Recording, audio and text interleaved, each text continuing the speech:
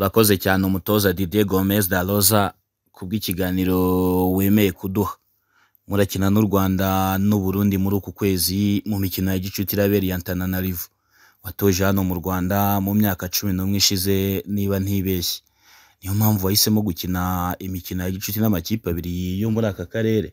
Moramutse Jean-Luc, Moramutse, Murakoze Chane, pour cette interview. Ça me fait très plaisir de faire cette interview avec toi. Ça rappelle le très très bon temps. Biranshimishije kongera kuvugana nawe Jean-Luc. Biranyibutsa ibihe byiza nanyuzemo ubwo nari umutoza w'ikipe ya Lyon Sport mu myaka 12 ishize. Nakunze igihugu cyanyu kandi n'ubu nuko gifite umwanya ukomeye mu mutima wanjye.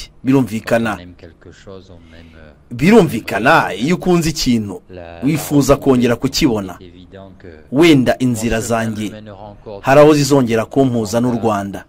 U Rwanda nkunda kandi nubaha n'urukundo rukomeye. Byose biragenda neza Gaborone nkuko mubizi. Ubu ndi umutoza w'ikipe y'igihugu ya Botswana kuva mu Gushyingo gushize, kandi ndi n'umuyobozi w'amayikipe y'igihugu yose, abato ndetse n'abari n'abategarugori. N'akazi keza turagerageza kuzamura urwego rw'umupira wa hano, dushyira ibintu ku murongo, dushyiraho gahunda y'imitoreze ihamye, ubunyamwuga. Mukuri n'akazi keza kandi gashimishije kantwara umwanya. Ku bakuru ubu ni byiza kuko dusohotse mu majonjora y'igikombe cy'isi aho twatsinze umukino uheruka na Guinea. Yari ikipe ikomeye, yaratugoye. Iryo bwiza bwacu bw'imikinire navuga ko yari intsinzi twari dukwiye. Birajya gusa n'u Rwanda ubwo muheruka gutsinda Afurika y'Epfo mu mukino ukomeye mwabonyemo intsinzi. Et la victoire est méritée. C'était aussi un peu le cas pour le Rwanda contre l'Afrique du Sud qui sort d'une magnifique performance. Donc nous allons participer avec le Rwanda, Madagascar et le Burundi nibyo tuzitabira hamwe n'u Rwanda, Madagascar n'u Burundi mu irushanwa ryateguwe n'ishyirahamwe ry'umupira w'amaguru muri Madagascar kuva ku wa 19 kugeza ku wa 26 z'uku kwezi kwa gatatu. Imikino ibiri ikomeye. Nkongera guhura n'abakinnyi twabanye mu myaka yashize, cyane Djihad. Ndibaza yaragize kariyeri nziza kandi byaragaragaraga mu myaka ishize inyuma, mu myaka 10 inyuma. Uyu musore nishimiye ahageze kugeza ubu. Bizadufasha gukomeza akazi kacu neza, dutera imbere. Ubushize twakinye na Mozambique iradutsinda. Twinjijwe igitego mu minota ya nyuma. Wari umukino ukomeye, abakinyi baritanze, abakinyi banjye bumvise ibyo nari nababwiye. Dusha uburyo bwinshi, twaje no guhushamo penalty. Hari naho byibuza wenda twari gutana inota rimwe.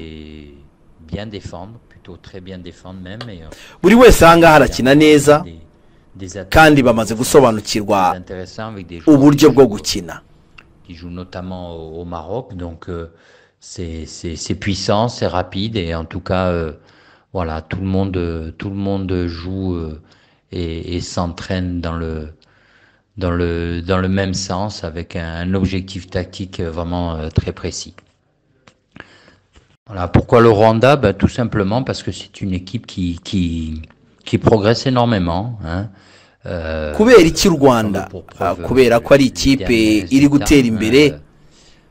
Batsinzwe umukino umwe na Mozambique mu kwa gatandatu k'umwaka ushize. Ndibaza ari ikipe iri gutera imbere, bizama amahirwe yo kwipima nabo, kandi u Rwanda ruri imbere ku rutonde rwa FIFA. Bivuga ko ari ikipe nziza.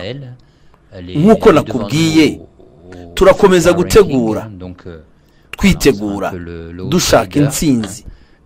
Ndibaza azaba ari umukino mwiza ku makipe yombi kandi amakipe meza afite inyota yo gutera imbere ndetse no gushaka imyanya ku bakomeye bo ku mugabane wa Afurika ndetse n'inzira ibaganisha mu gikombe cya Afurika. Sur l'échiquier africain, une qualification pour la prochaine CAN. Coach, intego mufite ni iyihe n'ikipe ya Botswana umaze amezi 5 ubonyemo akazi? Ese birashoboka kubona itike y'igikombe cy'isi cyangwa no gutegura amarushanwa yo gushaka itike y'igikombe cya Afurika kizabera muri Maroc muri 2025? Oui, bien évidemment, nous avons des ambitions. Alors, comme vous le dites, Jean-Luc,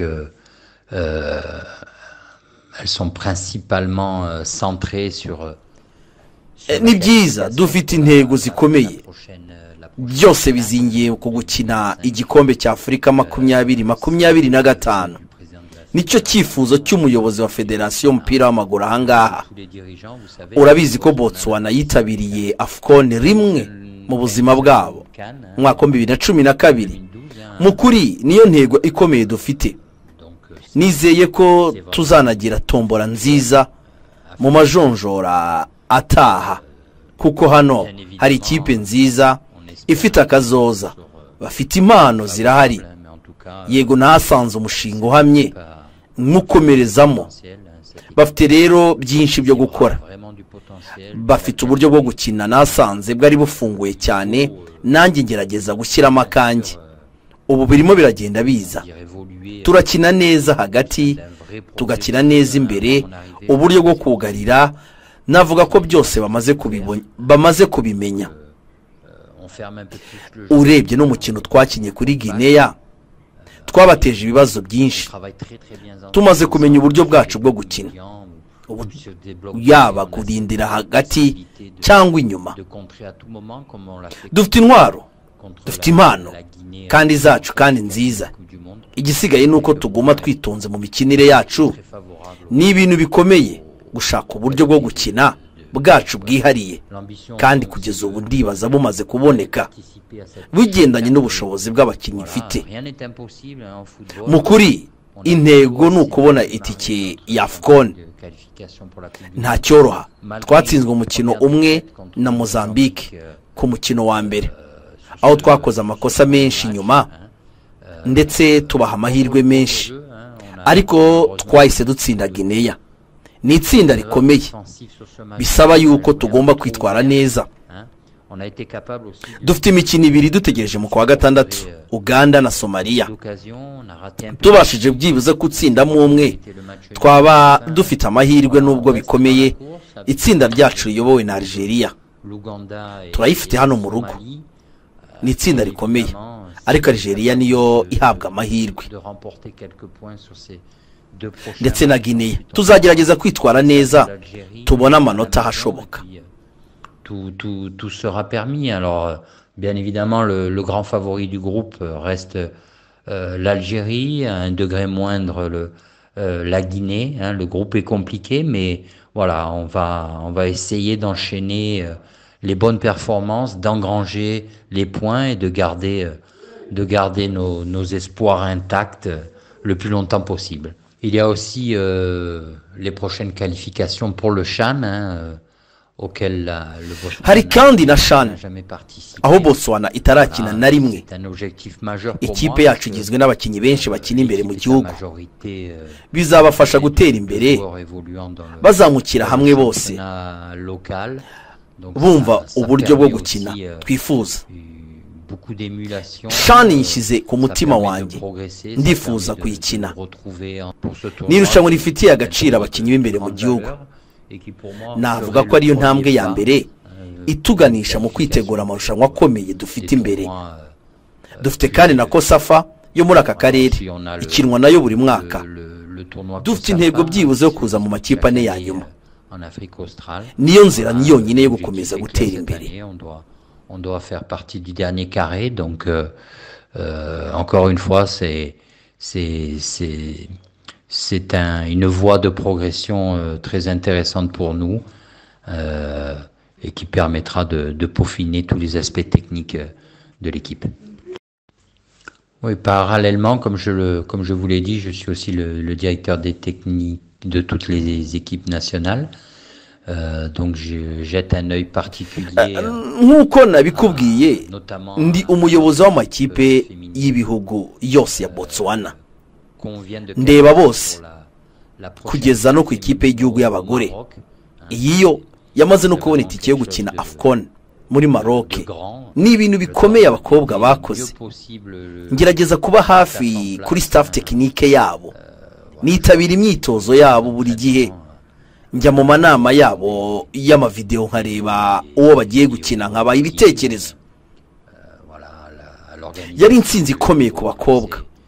Bagiye gukina AFCON yabo ya kabiri yikurikirana. Ndatekereza ko biri muri gahunda y'akazi kanjye kandi k'igihe kirekire cyo gutegura ikipe nziza.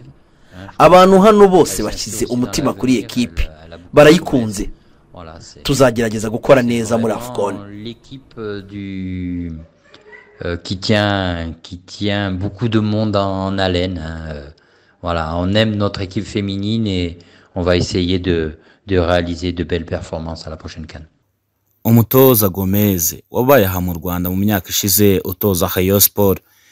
Mu mpera z'iki cyumweru hari umukino ukomeye uhuza Rayon Sport na APR Football Club. Ese uracyakurikirana umupira w'inaha? Ese ugitoza Rayon Sport uyu mukino mu bihe byanyu mwawuteguraga gute? Oh oui, Jean-Luc, hein, bien évidemment que je suis mon ancienne équipe. Voilà, je me tiens au courant des résultats. Voilà, ce derby niyumvamo. Hari derby. Derby ni umukino ukomeye. Mfite urukumbuzi cyane rw'uwo mukino. Ndibuka umukino twakinnye dutsinda APR mu mpera za shampiyona. Byari 4-1 cyangwa 4-0. Sinibuka neza. Gusa byari ibihe byiza. Byari ibihe twabanyemo n'abakunzi ba Gikundiro. Ni umukino n'ubu nkunda kureba kuko uracyari kuri YouTube. Yari ikipe ikomeye iryana. Yari iyobowe na Cedric Amisi wari akataraboneka. Papi Kamanzi wari umukinnyi mwiza imbere y'izamu. Jihad iyi kipe yari ikomeye. Uruhande rw'iburyo rwa Mackenzie Gerard yari mu izamu. Fose muri ba myugariro. Johnson Captain Fuad fitiye urukundo aba bakinnyi bose. Rayon Sport ni ikipe yanjye yo ku mutima.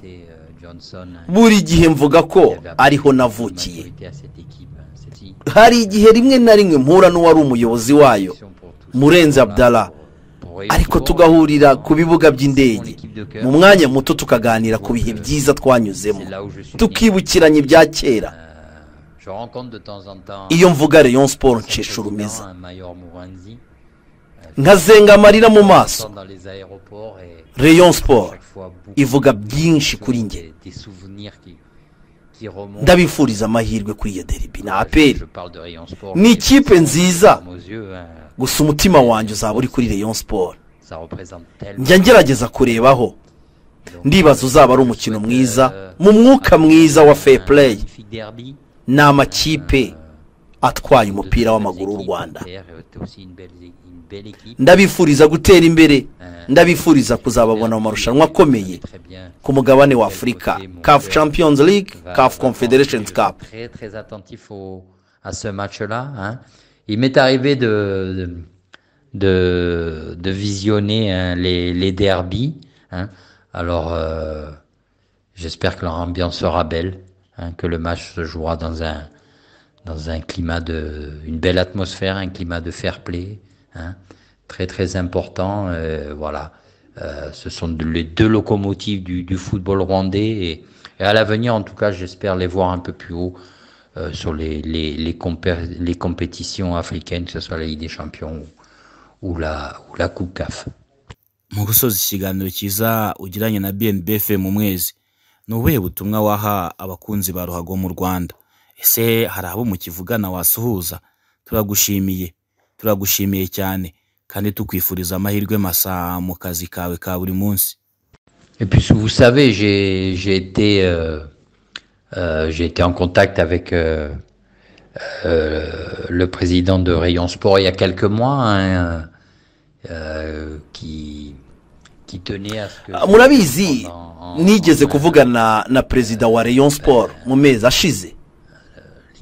Yifuzaga ko nagaruka kongera gutoza, ariko ntibyakunze kuko nari mfite izindi gahunda. Umushinga wa Botswana wari umushinga unyuze, ariko ndi kureba ibyo Rayon Sport iri gukora. Wenda rimwe nazagaruka bikaba ari ugupfundikira ibihe byiza, ibihe byiza by'umupira w'amaguru wanjye, aho natangiriye akaba ariho nsoreza. Ni icyifuzo gikomeye, gusa nzagaruka mu Rwanda uko nabikubwiye. Ni igihugu nkunda, niho navukiye. Shimira cyane umuyobozi wanjye Murenzi Abdallah wampaye amahirwe yo gutangira kariyeri yanjye, ya akampa ikipe nziza nk'iriya, yamfashije kuzamuka mu mupira w'amaguru wa Afurika. Gusa ijambo rimwe nabwira abafana ba Gikundiro, ndabakunda cyane, ntago nzabibagirwa. Ntago nzibagirwa uko banyakiraga ubwo nabaga ninjiye ku kibuga. Sinzibagirwa kiriya gikombe twatwaye nyuma y'imyaka 8 nta gikombe.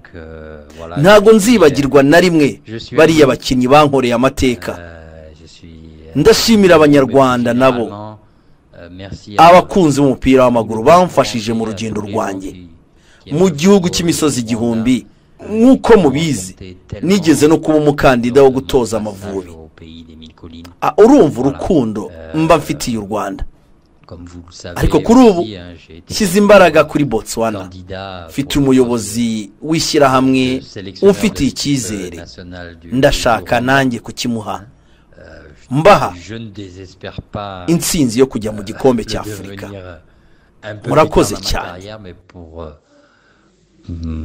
Pour l'instant, je suis très concentré sur ce challenge avec le Botswana. Il y a des objectifs magnifiques, hein. J'ai un président qui est absolument merveilleux avec moi, hein, qui me fait confiance. Voilà, et j'espère lui rendre cette confiance avec une qualification pour la prochaine CAN. Murakoze Tchane, encore une fois, Jean-Luc, et je vous embrasse à tous.